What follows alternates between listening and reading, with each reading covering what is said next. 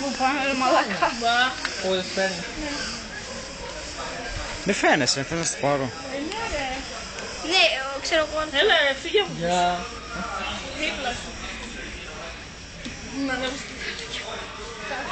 Μετά ένα χειροκρότημα.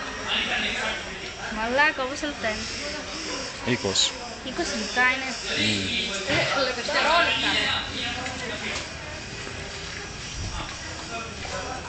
Σταγάνει και ανθρώπου. Σιώνει το τιμόνι.